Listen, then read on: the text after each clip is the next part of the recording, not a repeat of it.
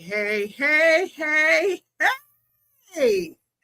Hello, hello, Winston, hello, hello. Can you hear me, Tony? I can hear you loud and Great to clear. be back with everyone here. I'm having audio challenges. I can hear you, Tony. I can should I am with you, but I can't hear you. You So can't hear I'm me? excited to be back with Let's Talk Theater. And so I'll Yeah, turn it over to you. let's talk theater live. While you work out those technical issues, let me check with the comments in the audience. Can y'all hear us? And then rep where you're listening in from. We'd love to know where you're listening in from. We appreciate you. So we want to just welcome you and give you a warm welcome. But you know what? Today's podcast is really, really, really, really okay. They can hear us. Okay, in from Atlanta. All right, shout out to the big A. Now you're gonna really love this because this artist today, I met her. We'll talk about where we met when I bring her on. But Jessica Bodiford. I hope I'm pronouncing her last name correctly. She is a force. I call her a force in theater in Ghana, and she moved there from Atlanta. Can you believe that? I'm not sure if she's originally from Atlanta, but I am so excited to have her on stage with as a visitor. But before we get to that, we've got to get some housekeeping out of the way. Um, we are doing so much with the ABTF. We're trying to bring you additional programming like the podcast. We got a newsletter coming out this week. We've got Saturday. We are co-producing or partnering with the historic Douglas Theater in Macon, and we're doing an incredible show in celebration of Women's History Month. And it's called The Fannie Lou Hamer Story. And if you are a true Atlanta Black Theater Festival fan, this show has come to our festival twice. And it is being produced by the absolutely incomparable, multiple award-winning Mzuri Moyo Ambaye. She's an Delco Award winner. Her play won Best Production. It actually won 3 awards at the Atlanta Black Theater Festival. It was a clean sweep. Everybody in the audience did not have all the other shows. It left them in the dust. Not that the other shows weren't good, but that's how poignant this show was. And it will be at the Macon Theater, and I'll put the graphic up in a minute. But it'll be at the Douglas Theater in Macon. And that's this Saturday. There are only 2 shows because she is also doing a show at the West Troop Theater, Black Theater Troupe in Sarasota Springs, Florida. So she's going to come off that show, do this special presentation for us Saturday. I mean, the woman is on fire. You've got to see it. And one of the things that I'm really excited about is bring your children. We want you to bring the family. You know, one of the things we cannot count on the school system to teach our children about Black history. And this woman was a pioneer, an absolute pioneer in civil rights movement. And she was the one who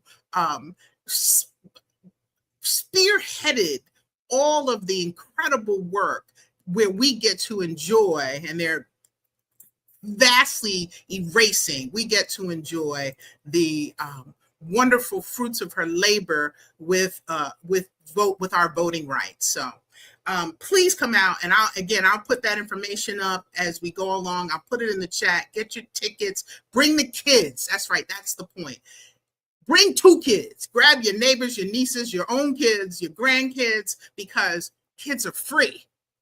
Kids are free. So that's how much we want you to tell our kids about this incredible work. And it's called The Fannie Lou Hamer Story, this coming Saturday, March 13th at the historic Douglas Theater in Macon. It's about an hour ride outside of the Atlanta airport. So we'll see you there. But the guest today, let me tell you about this guest. Jessica Bodiford is a theater professional dedicated to bridging the gap between the African diaspora and the continent's vibrant performing arts scene. As founder of JSika Entertainment, Jessica leverages her industry expertise and global perspective to bring African theater to the international audiences via video on demand. A graduate of the University of Florida with a BA in theater and Kennesaw State. I told you she was a local. With her MBA, her journey includes 8 years in Atlanta where she worked at True Colors Theater. Y'all know True Colors? Served as the Susie Bass Awards judge and helped launch the Atlanta Fringe Festival. And if you haven't been there, that's in June. She also spent 5 years in Haiti and 2 years in Togo, utilizing theater as a tool for social growth. Now based in Ghana for the last 3.5 years, Jessica works close partnership with the National Theatre of Ghana and the University of Ghana School for the Performing Arts. Having viewed hundreds of performances worldwide, she is an emerging voice in highlighting Africa's thriving yet overlooked theatrical landscape.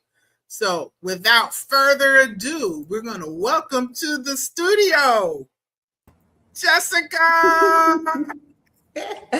Thank you, Toni. Wow, that's such a great introduction. I'm like, who's that? That's me. That is you. And then on top of it, I know you're not, but you look 19.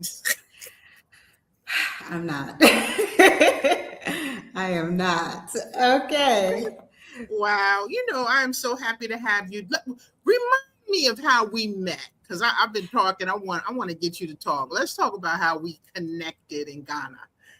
So you come to Ghana regularly. I think you host cultural tours. Yes. And it was one of your cultural tours. My friend, she was participating in that. And so I believe we connected initially at one of the restaurants here, and then we just kept up communication. So that's how we connected. That's right. We were standing I think it's funny. I think it's funny that we connected in Accra, even though we both lived in Atlanta. I think that's so funny. I remember that. Yes, we were like, yeah. Mm-hmm. You're right. So Winston is back. Okay, we'll add him to the chat. And Winston, the board chair for the ABTF. So just give you his kudos and intros. So let's get back to you, Jessica. It is theater is thriving. Jessica has a WhatsApp group and I'm on it. So they post, like the theater community posts, and they're always posting. I love it. So check the show notes to get on her email list. We'll talk more about that later, but get on her email list so you can know what's happening in Ghana and then join us the next time we go to Ghana. Absolutely. Yes. So how did your journey take you from Atlanta to Haiti to Togo to Accra, Ghana? Okay. So I first it was I'm actually from Florida. And so after I attended university, I went to Togo as a Peace Corps volunteer. And that's where I learned the techniques of theater for development, educational entertainment, behavior change, theater of the oppressed. And I loved it because it felt so big. Like it felt like I was doing something, especially because one of the last things I learned in theater school was Dadaism, which I hated. So theater for development seems like the opposite of Dadaism. And after Peace Corps, I moved to Atlanta.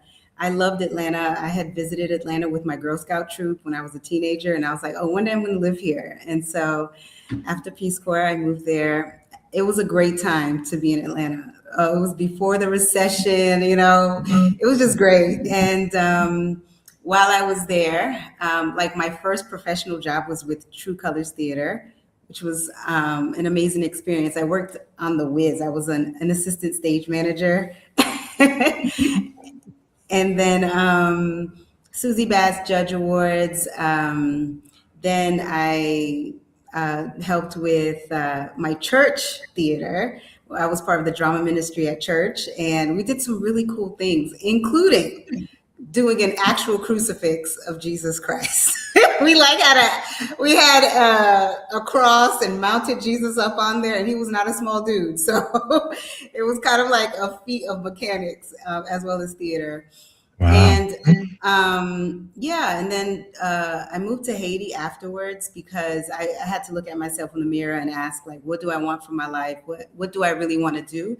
And I remembered behavior change communication, theater for development. And I spent 5 years doing that in Haiti. And it was an amazing experience. Taught me about networking and also how theater can be used as a communication tool, not just for entertainment. And then during COVID, I came back to the States for 3 years because I was helping my sister with my nephew. And my sister she was a COVID relief nurse. So I had to do, online school. Not the best, especially for someone who's not truly an introvert. So it was like, so as soon as those COVID rules relaxed, I was on a plane and I went to Ghana, and I came to Ghana. Wow. Yeah, go ahead, Winston. I'm sure you have to. That's so inspirational, Jessica. It really is. And you've left out the part there where you and I are fellow MBA alumni from Kennesaw State. So in between all the stuff you did, so in between all of that, you went and got your MBA. I don't know, Jessica. It sounds like there's a documentary about your life. Oh, no way. Way too private for that. That needs to be something. That story sounds massively inspirational. It really, really does. And so now you're in Ghana. Tell us about something that you see from a differences perspective, being in the U.S. versus Ghana, like something that stands out to you that's a difference in living in both continents. You mean outside of the all Black everything? Yes. I mean, on a like current event scale, watching all the news that's coming from the United States versus being in a country that seems to be moving forward. That's one of the big differences. Ghana's moving forward, and looks like America's going back to factory settings. So that's always a very interesting feeling. But as far as the theater world's concerned, so actually this semester I'm auditing a class, an African theater survey class at the University of Ghana. So I've been introduced to plays all over the continent. And one of the things I noticed is that a lot of the things that we go through in the Americas parallels the things that people are going through here on the continent. And it's not obvious because we're not taught each other's histories. And so by reading these plays and also by attending plays here in Ghana, I have an opportunity to see these different histories and how they align, a lot of it happens at the same time. Like Ghana gains its independence. Yesterday was Ghana's Independence Day. And Ghana gained its independence, I believe, in 1957. And so that's like civil rights movement. You know what I mean? Right. And it's the idea that countries in Africa were fighting for their independence at the same time that Black people in America were fighting for their rights, the parallels. But there is such a lack of, we just don't know each other's histories. And we don't see how, we're all kind of going through the same thing. And it's not because we're the same, but it's because some other people think we're the same and think that we should be subjugated to second class. And so, yeah. That class you mentioned, Toni, forgive me, but that class you mentioned that you're auditing, tell us about the writers that you've encountered there, the playwrights that you've encountered there in Ghana. I'm curious about how that works and how they interact with you. So tell us a little bit about that. Okay. So the class is taught by Professor Awo Aseidu. And she has a PhD and she's a theater historian, theater researcher. And so we have covered the way she structured the class. She's using all contemporary playwrights. So everybody has been alive in the 21st century. I think one of the playwrights died recently, I believe in 2022. And we're reading plays that take place slavery, then colonialism, now post-colonialism, and it's coming closer to the modern times. And it's an overview of the entire continent. One of the plays that we read that really itched something inside of me was Anawa. Anawa was written by Ama Ata Aido, and she is a Ghanaian playwright. She recently passed a few years ago. And she's also written Dilemma of a Ghost, which every single year I've been in Ghana, Dilemma of a Ghost has been on stage. And this play, Anawa, talks about the main character, the protagonist, is anti-slavery in the 1800s. And, you know, I'm sure after you visited the slave castles in Cape Coast, there was that question, like, why, okay, African people sold slaves to whites. And then it's kind of left there hanging, and then we all have to deal with that. What I love about this play is I love knowing that there's somebody here in Ghana that was also grappling with that. So much so she decided to write a play. And there's an authenticity in her writing it and not like me writing it, because she's here where the slaves were sold and things, and she's listening to the stories of her parents, grandparents, and the people in her community. And she brings that to the play. And basically, Anawa is an anti-slavery character. She's a woman. She has a lot of feminist qualities. She marries a man that her parents don't want her to marry, but she marries him anyway because she's that girl. They start a business together, and he basically does what she wants because they love each other and they're soulmates. But one day he decides to stand 10 toes down on an issue. He said, "We need help, and so let's get some slaves." And she's like, "Absolutely not." And he's like, "Yes, we're going to get slaves." Wow. And one of the lines in the play that really hit me was when her husband, who his name is Kofi in the play, and he's like, "I mean, they're cheap." I was like, that hurt me so bad. They're cheap.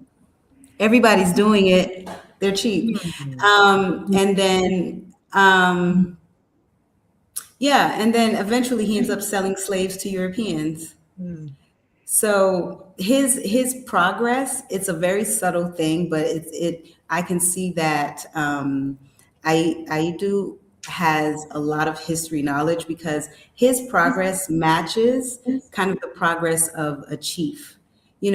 First you encounter the Europeans, and you're just doing basic trade of skins and, basic things. And then it evolves. And then eventually your big moneymaker becomes selling slaves.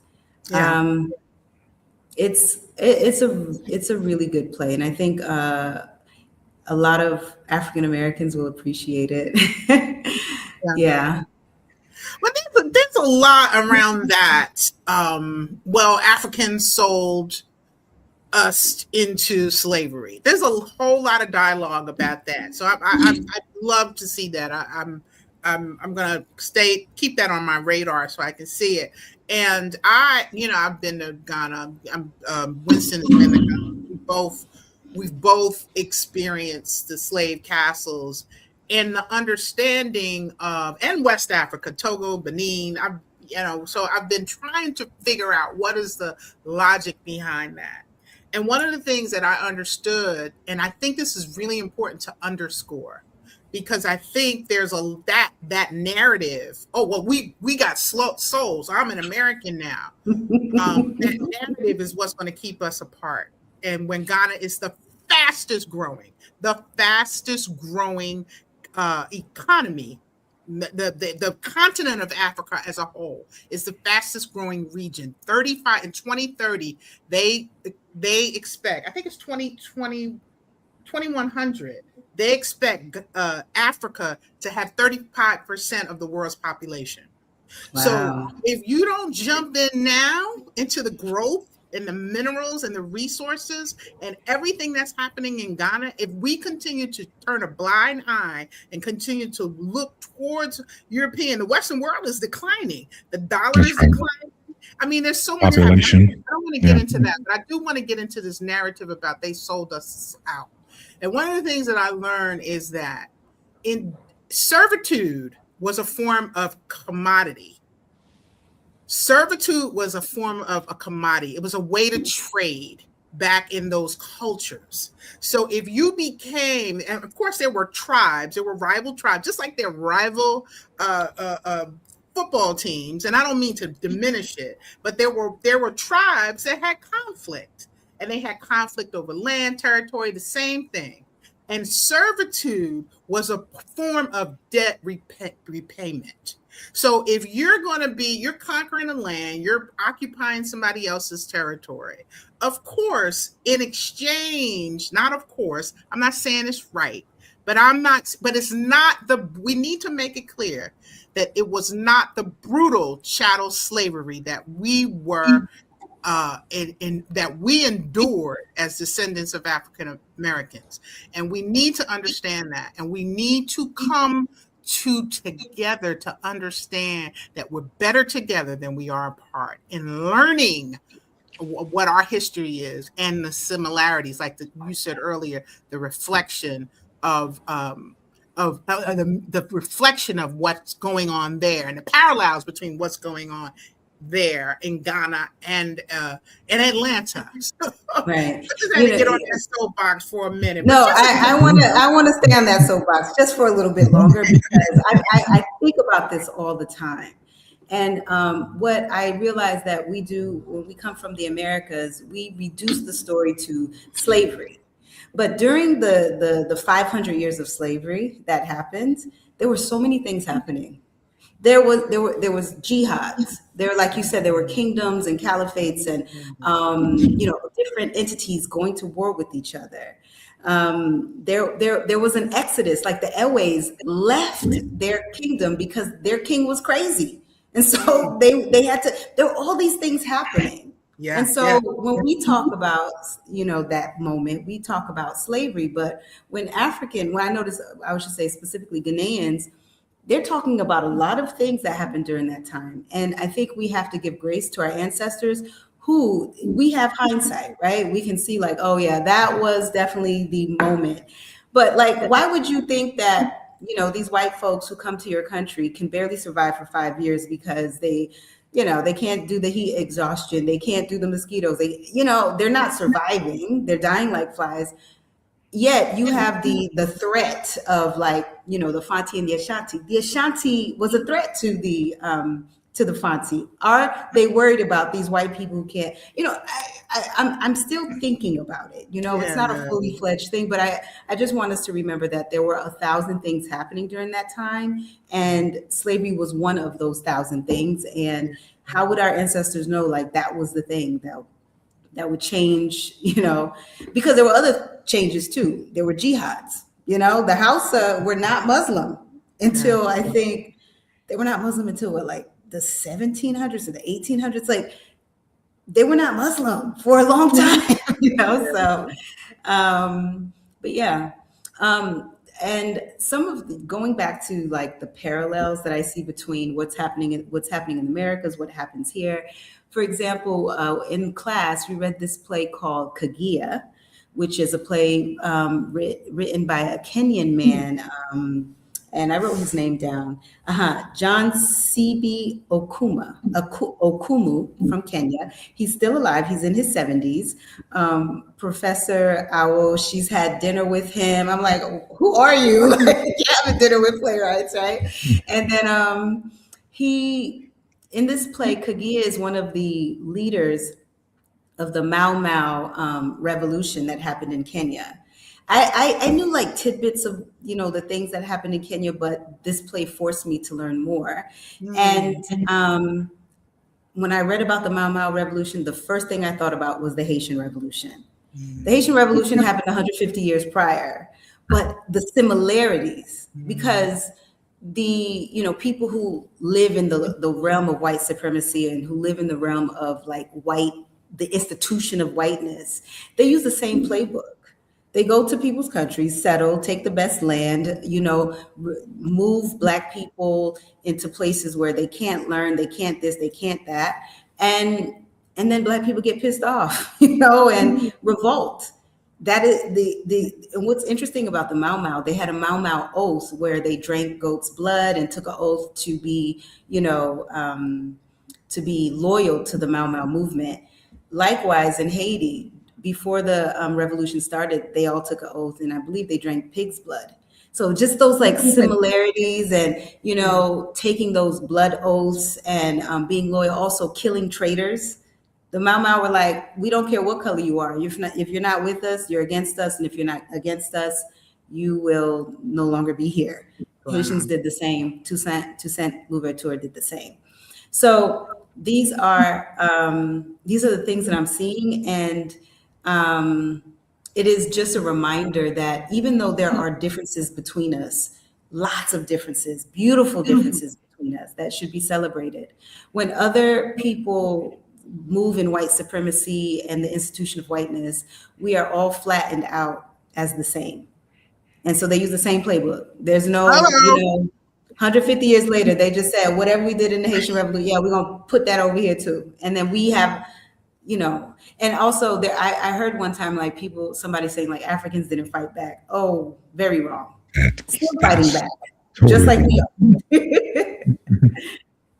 Still fighting back. Thank you so much for that rich commentary. Impressive, Jessica. It really is. It really is. I'm glad you said it. It just shows us there's so much that we don't know, and there's so much that we've got to learn. I want to hear more about JSika. Is it JSika? JSika. For a little flavor on it. Yes. That's a cool play on words there, Jessica. Yes. So, of course, my name is tell us about that. So, JSika is a play on my name. My name is Jessica. And Sika means gold. It means money in several languages here in West Africa. So I just use that. I used to always say, like, my name is Jessica, but my personality is JSika, So JSika Entertainment really is born out of the desire for us to make, for African theater to be an essential part of like any theater lover's experience. When I was at the University of Florida, I had a self-directed project, and I wanted to put an anthology together of Black plays written by Black playwrights. And I could not find that much about plays outside of the United States. And the professor who was helping me with the project, the advisor, he did not have any suggestions either. Of course, I could have gone to the African Studies Department or the Caribbean Studies Department, but I was like 20. I didn't know how to research. So I did the best I could with the tools that I had, and I was able to come up with a few plays. And then fast forward to was this last year or the year before? There was an international Black theater conference in Accra.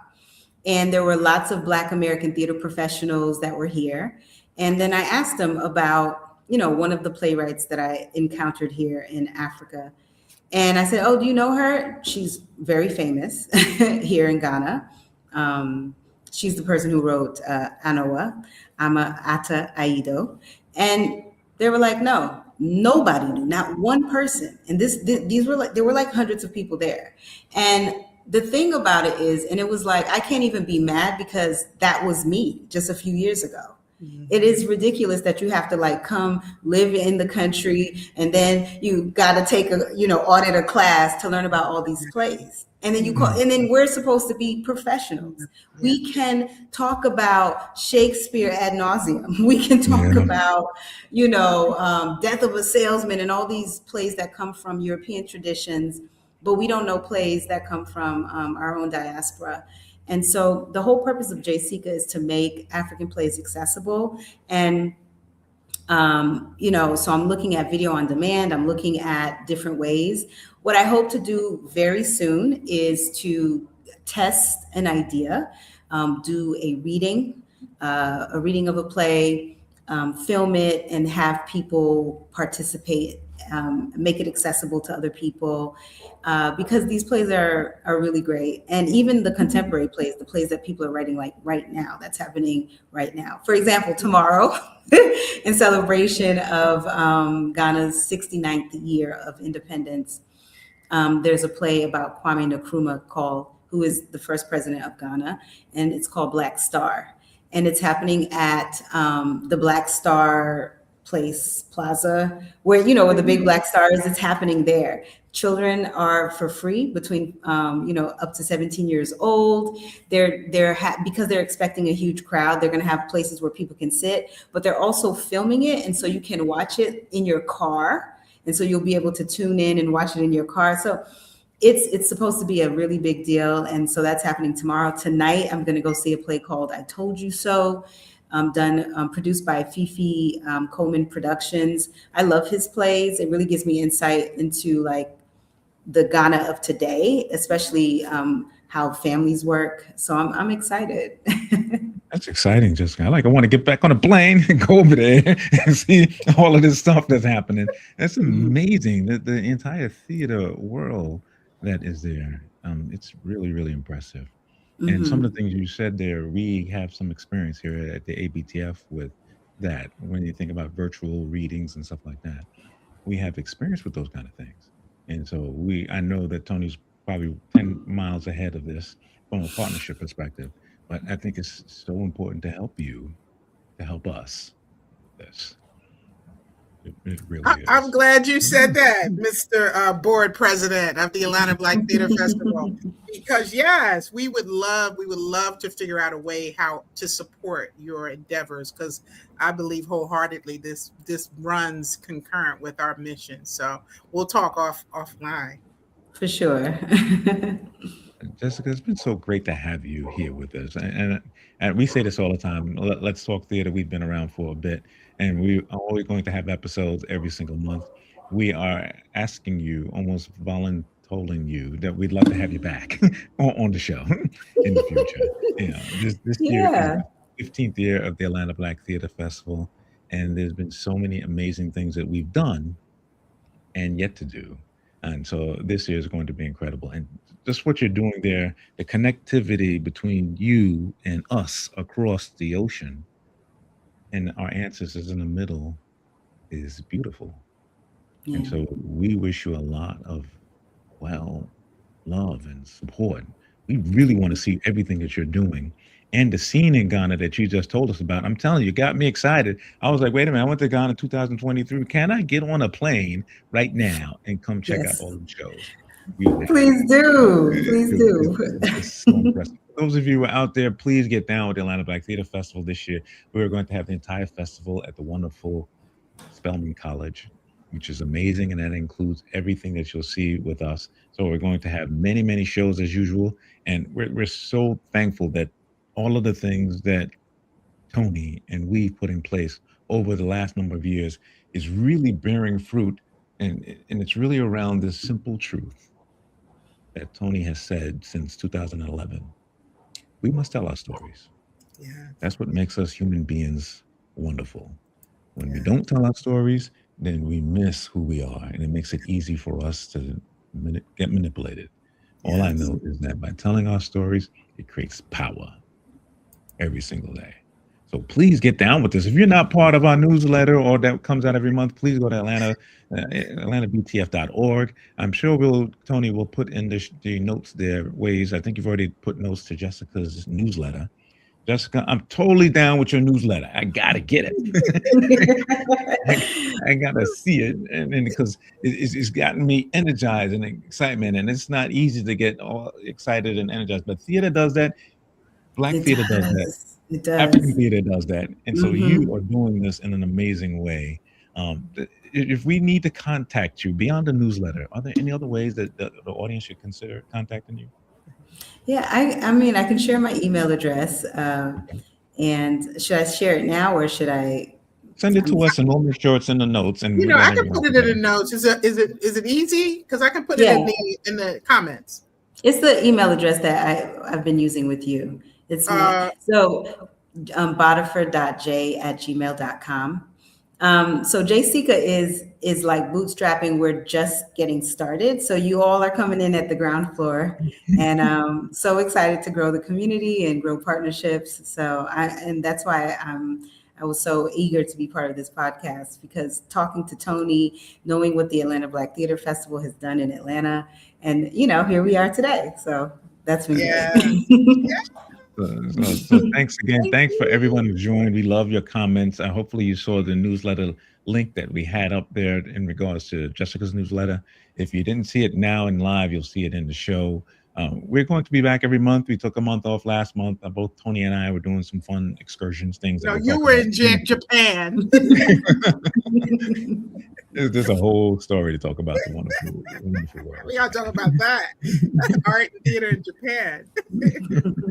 I did go to theater in Japan, and it's I know. It's its own show for me to walk people through that, because it's that cool. For those of you out there, please. And I said this to some students. I had a chance to talk to some students at Georgia State here a couple of days ago. Every single one of you have a story in mind. So when you go to theater, all that does is engage or excite you to create your own story, or to make sure that story you've been sitting around for the longest gets out there.